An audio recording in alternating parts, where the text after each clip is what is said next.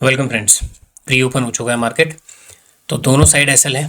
Market में कैसे काम करना है, देखिए ये बैंक निफ्टी का चार्ट मैंने एक तरफ लगाया हुआ है और एक तरफ निफ्टी का। आज के चार्ट में दो बातें आपको ध्यान रखनी है। आज का चार्ट बहुत ज़्यादा कंफ्यूजिंग है, तो इस तरीके का कहीं पे मार्केट आपको अगर मिलता है आने वाले समय पे कि मार्केट ने बहुत अच्छी रैली की हुई है और वॉलेटाइल मोमेंटम किया है, तो अगले दिन के लिए आपके पास बहुत संभल के काम करना होता है। तो अभी देखो मैंने यहाँ पे इंपॉर्टेंट जोन वगैरह मैंने मार्क किए हुए हैं और यहाँ पे मैंने चार्ट काम करने के लिए लगाया। तो अभी आपको चार्ट में क्या दिख रहा है, 30 पॉइंट के आसपास मार्केट, यानी कि लगभग फ्लैट मार्केट ओपन हो रहा है। अब ऐसे में आपको कुछ बातों को ध्यान रखना है। क्या ये जो नीचे से बाइंग हुई है, इस बाइंग का क्या हुआ होगा। उसके बाद चलो ठीक है, बाइंग हुई, बायर आ गए, मार्केट फिर से यहाँ पे बाइंग हुई, मार्केट ने निकाल दिया। तो ये जो मोमेंटम हुआ है ना, बड़ी बड़ी जो कैंडल्स बनाई है, देखो काफी स्ट्रॉन्ग कैंडल्स बनी है।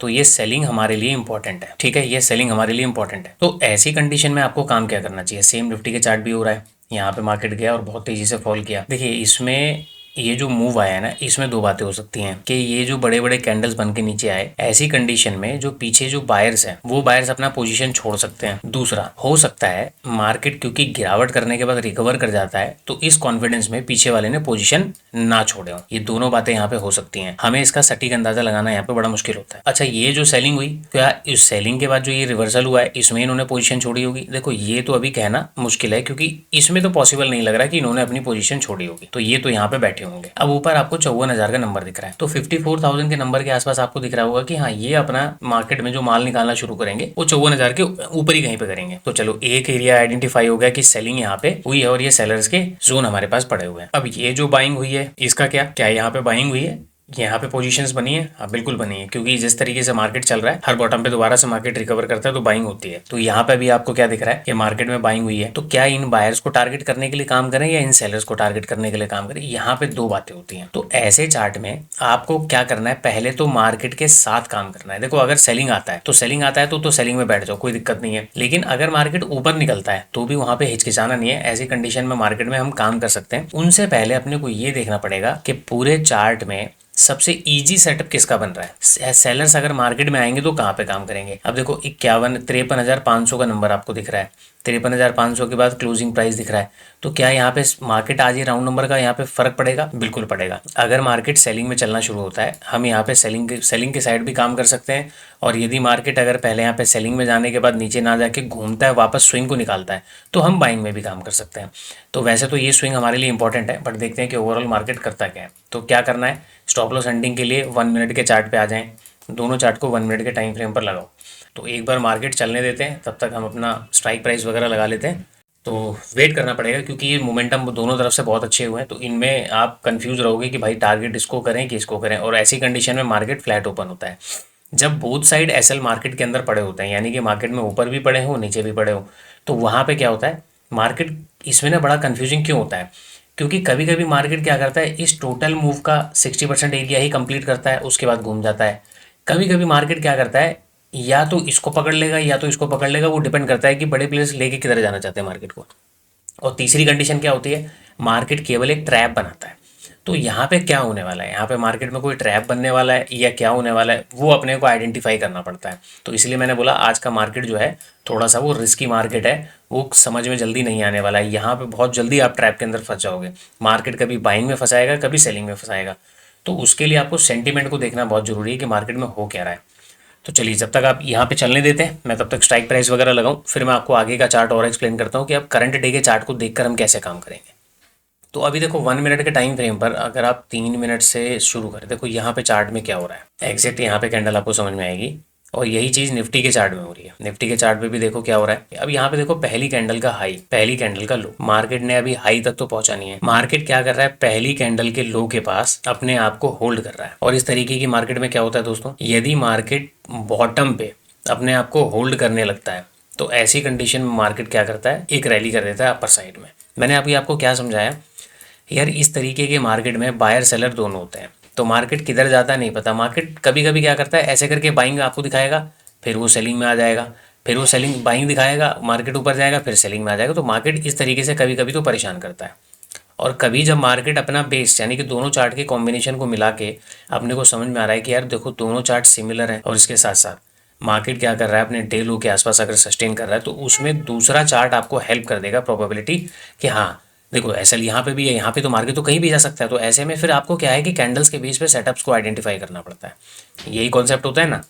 बस यहाँ पे दिक्कत क्या है, कैंडल्स को देख कर यहाँ पे लोग ट्रैप हो जाते हैं। ये जो कैंडल्स है ना अच्छी अच्छी, इस कैंडल्स को देख के लोग ट्रैप हो जाते हैं। तो इस ट्रैपिंग से बचने के लिए हम क्या करते हैं, रिट्रेसमेंट का वेट करते हैं। तो इसलिए मैंने यहाँ पे देखो ग्रीन कैंडल को मैं ये बिल्कुल भी इंपॉर्टेंस नहीं दे रहा हूँ कि यहाँ पे पिनवार कैंडल, हाँ ये सपोर्ट अच्छा है, लेकिन सपोर्ट के पास इस तरीके की कैंडल्स को देखकर एंट्री कौन बनाएगा। आप यहाँ पे ये सोचिए कि यदि आपकी एंट्री एकदम कॉमन हो रही है, मैंने अभी आपको क्या बताया कि भाई मार्केट एंट्री इजी तरीके से किसको दे रहा है। अगर किसी को यहाँ पे एंट्री इजी मिल रही है तो उस इजी एंट्री के पीछे ना कुछ मैनिपुलेशन होता है। तो अगर आपको यहाँ पे इस तरीके की कैंडल्स वगैरह दिख रही है, सपोर्ट के आसपास दिख रही है, क्लोजिंग प्राइस के आसपास दिख रही है, तो ऐसे में अगर आप एंट्री करोगे तो मार्केट क्या करेगा, ट्रैप कर लेगा। चलो वेट करते हैं अभी, जब तक प्रॉपर कोई एंट्री वगैरह नहीं मिलती तब तक अपन वेट करेंगे, क्योंकि यहाँ पे एंट्री लेना रिस्की है। नाउ यहाँ पे देखो एक शॉर्ट साइड का ट्रेड बन रहा है। मैं कोई ट्रेड नहीं कर रहा हूँ, मैं जस्ट आपको पैटर्न बता रहा हूँ कि देखो पैटर्न कैसे होते हैं, कैसे काम किया जाता है। कम से कम मार्केट में 257 250 पॉइंट तो कम से कम देखो मिल जाना चाहिए।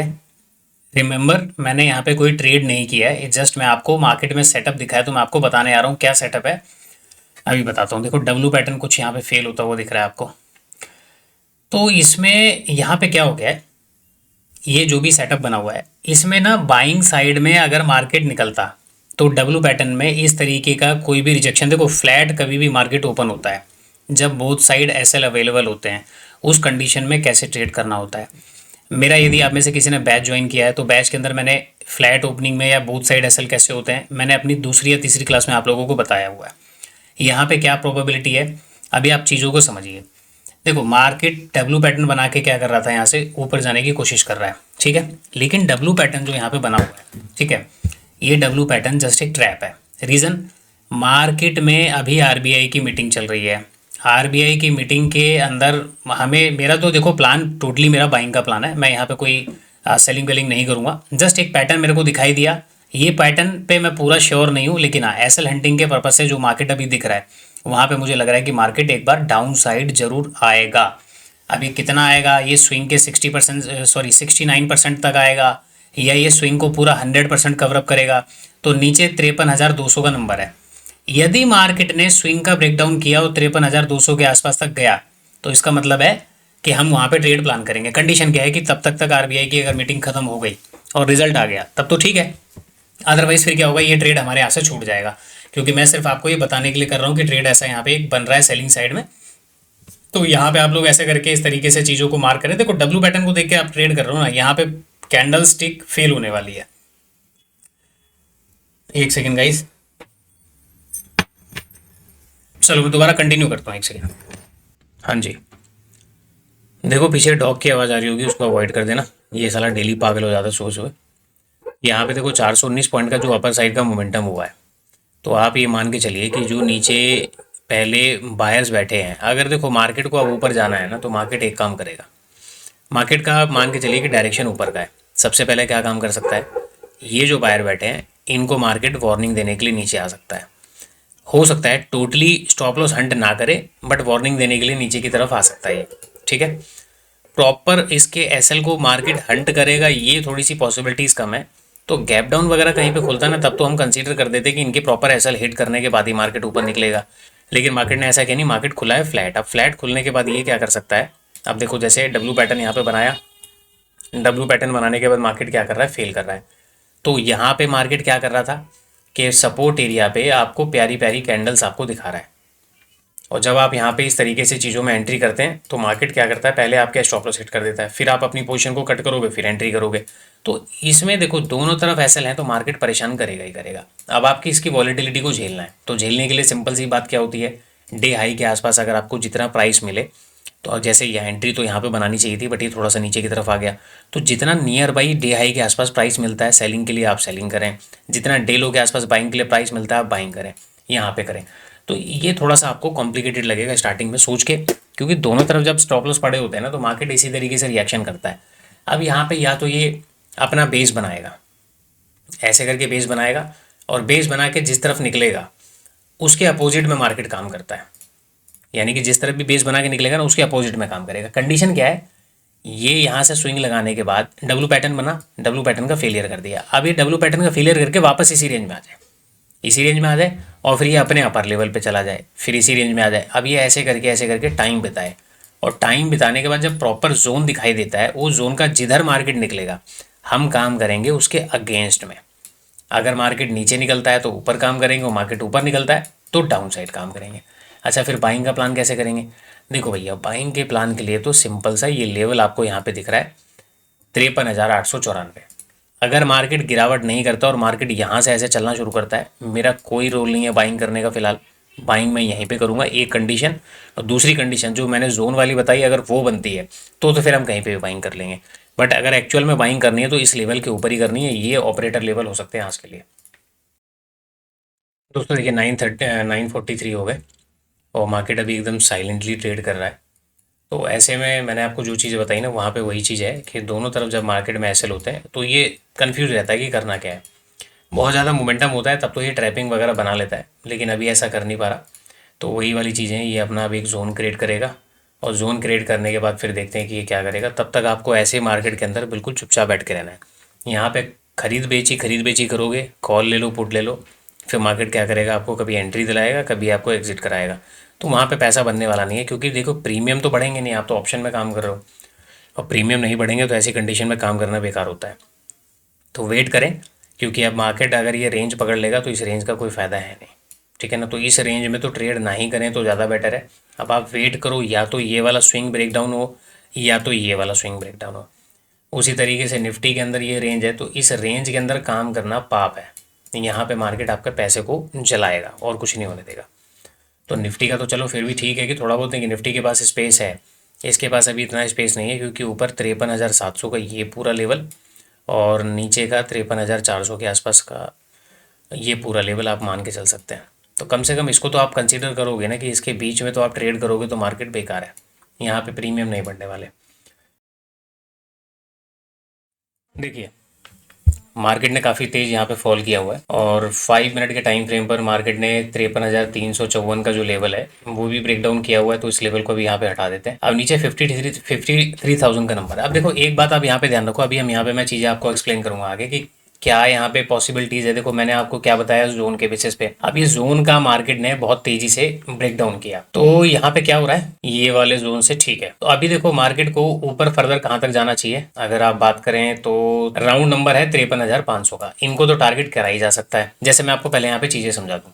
देखो कल क्या हुआ था, मार्केट ने 53,000 का ब्रेकडाउन कर दिया था, ब्रेकडाउन करके मार्केट रिकवर कर गया। आज यहाँ पे 53,000 का मार्केट ब्रेकडाउन नहीं करना चाहिए। अगर ये ब्रेकडाउन करता है हम प्रॉपर यहाँ पे सेलिंग साइड में बैठ जाएंगे, ठीक है, वहां पे हम काम नहीं करेंगे, बाइंग साइड में हमारा प्रॉपर सेलिंग साइड में होगा। दूसरा मैंने आपको अपना व्यू क्या बताया था, चलो मार्केट ने काम कर दिया यहाँ पे लगभग, और ये पूरा निकलने के मूड में लग रहा है, ठीक है।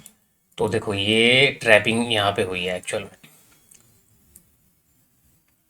पार कर गया मार्केट। चलो यहाँ पे कितने पॉइंट, 384, 345 पॉइंट। सबसे पहले अपना काम यहाँ पे एग्जिट करें। शुक्र है भाई, ज़्यादा देर वेट नहीं करना पड़ा। और ये अभी यहाँ पे ना इसको थोड़ा सा ना, अब इधर आ जाओ चार्ट पे। देखो जी, चार्ट में आपने देख लिया कि बायर एक्टिवेट हो गए यहाँ पे, और जो जितने भी सेल करके बैठे थे मार्केट ने उनको यहाँ पे क्या कर दिया, एग्जिट कर दिया। तो यहाँ तक आपने चीज़ें देखा। अब ऊपर देखो हमारे पास कौन कौन से लेवल है, 54,000 का एक राउंड नंबर है, उसके अलावा 53,917। तो ये दो लेवल अभी हमारे लिए इंपॉर्टेंट है, ठीक है, ये दो लेवल इंपॉर्टेंट है। तो इस तरीके के मार्केट में नीचे से बायर एक्टिवेट हो रहे हैं, सेलर आता है, फिर बायर एक्टिवेट होते हैं, मार्केट में सेलर आए, वहाँ पे फिर बायर एक्टिवेट हो गए। अब मार्केट को अगर देखो, मार्केट 54,000 के नंबर को निकाल देता है, ठीक है, तो मैंने आपको बोला कि देखो ट्रेंड के साथ जाना है चले जाओ, लेकिन आज ये रिस्की रहेगा, बहुत ज़्यादा रिस्की रहेगा अगर आप 54,000 के नंबर के निकलने के बाद यहाँ पे काम करते हैं। कितने पॉइंट का मोमेंटम हो गया, 547 पॉइंट। तो सबसे पहले अपने ट्रेड को यहाँ पे एग्जिट करते हैं, यहाँ पे 53,200। आज यहाँ पे देखो ट्रेड बहुत अच्छा चला, तो मैंने क्वांटिटी यहाँ पे जो है कम ले रखी है, क्योंकि बहुत छोटी क्वांटिटी मैंने ले रखी है यहाँ पे। चलो भाई अपना हो गया काम कंप्लीट। इसमें मार्केट में क्या होता है, ऐसी मार्केट के अंदर अब ये प्रीमियम इतनी तेज़ी से शूटअप हुआ है ना, तो इसमें बहुत तेज़ी से अगर प्रीमियम शूटअप होता है तो वो मेल्ट हो जाता है बहुत जल्दी। तो मेल्टिंग में सबसे बेटर क्या है कि भाई आप जितनी तेज़ी से ना अपने प्रॉफिट को बुक कर पाओ करके निकल जाओ।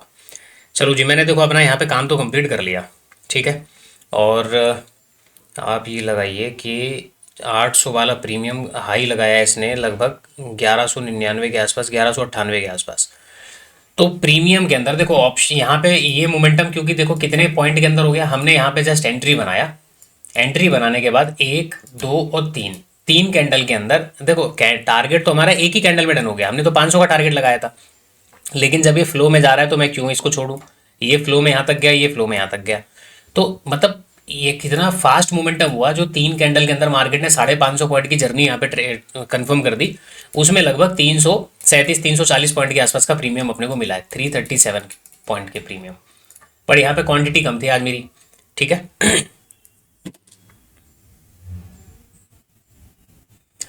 तो आज यहाँ पे क्वांटिटी बहुत कम थी अपनी, 100 क्वांटिटी के आसपास आप मान सकते हैं, 105 क्वांटिटी के आसपास। तो यहाँ पे तो मैंने चीज़ें आपको बताई। अब देखो यहाँ पे ट्रेड करने के पीछे का रीज़न क्या था, मैंने क्यों यहाँ पे ट्रेड किया। अब यहाँ पे देखो 24,000 के ऊपर या 54,000 के ऊपर जाएगा, 53,000 के ऊपर, तो यहाँ पे क्या होगा, 54,000 का नंबर आपको दिख रहा है ना। देखो ये लेवल रिस्की लेवल है, ठीक है ना। तो अब यहाँ पे ट्रेड करने का कोई मतलब बनता नहीं। हाँ, 54,000 के ऊपर मार्केट जाता है तो यहाँ पे आज ट्रेड करने वाला मार्केट नहीं है। देखो हो सकता है मार्केट यहाँ से बहुत ऊपर चला जाए, हो सकता है मार्केट ऊपर जाए फिर ऐसे करके गिर जाए, कोई दिक्कत नहीं है। लेकिन जितना ट्रेड करना था वो ट्रेड का हमारे पास यहाँ पे मिला। अब यहाँ पे आ जाओ सर कि हम यहाँ पे सेल नहीं कर सकते थे। यार देखो यहाँ पे सेल करने के लिए मेरे पास कोई सेटअप था नहीं कि मैं यहाँ पे सेल करके कहाँ पे मैं मार्केट में काम कर पाऊँ।